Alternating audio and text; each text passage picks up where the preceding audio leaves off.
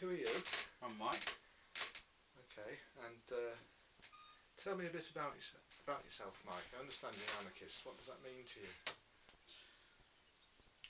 To me, it's a kind of. It started off as a reaction against joining the authoritarian left. I'm a child of the 60s, as anybody could tell.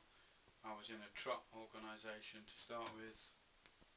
I thought the revolution would come the next day, and slowly but surely the authoritarian nature of the organisation struck me, and then I started finding out about the inevitability of Kronstadt and how the Trots got rid of the anarchists once they was in power, and 40 years later I'm here. Now, along that path, you've been involved in some various practical projects. In Norwich, for example, there was something, wasn't there? What was that? We owned a bookshop, a group of students that were studying at the UEA, anarchs, all of us. We're fortunate to come into some money through one of our members' father's dying, and they left him quite a lot of money, so we rented premises off the city council, and the money was used to buy the initial stock. We ran it as a collective. Out of that bookshop we ran various community services, I suppose you'd call them. For example, one of my burning passions at that time was the Claimants Union, so I used to take on all the work for claimants who came in being hassled by the SS. We had a cafe in the back where we served food, which would mainly in those days be vegetarian, whether we called it sort of wholemeal stuff, and I don't know, maybe it was a bit early, talking the early 80s. How long did that last then, that bookshop? A couple of years maximum. I mean, our claim to fame was that Crass came to play for us, a benefit.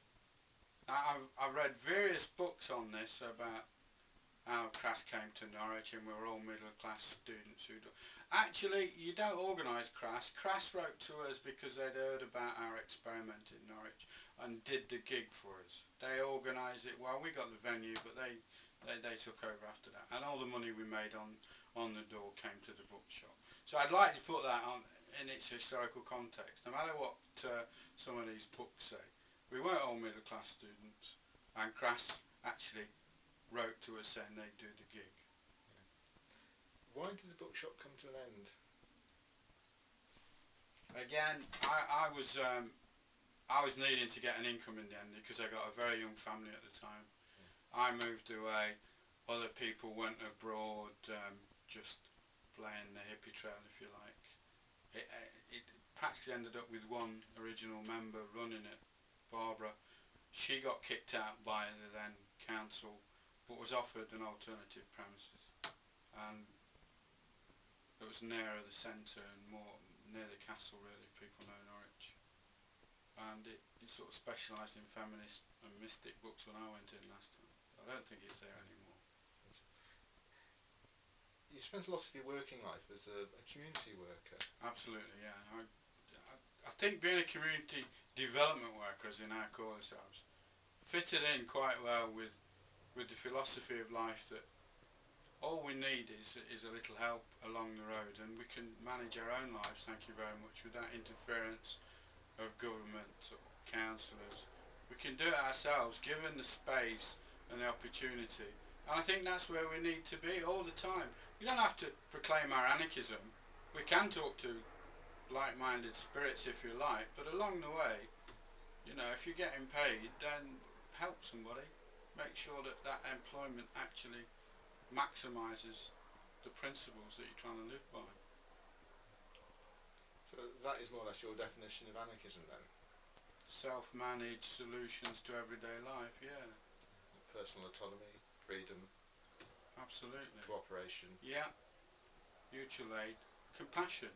If I picked on one value alone, it would be the human spirit being able to identify, sympathise, reach out to fellow human beings in whatever situation. How has that impacted upon you as a family man and a father? On a very mundane level, you try and persuade your children to call you by your name, Mike, and that was never successful. They preferred Dad, and they'd grown up and flown the nest, as we now say, and they still call me Dad. But one of them went into the caring profession, my daughter. I'm not going to speak too much about individuals, but it did rub off. My son, not at all. I would call him a capitalist.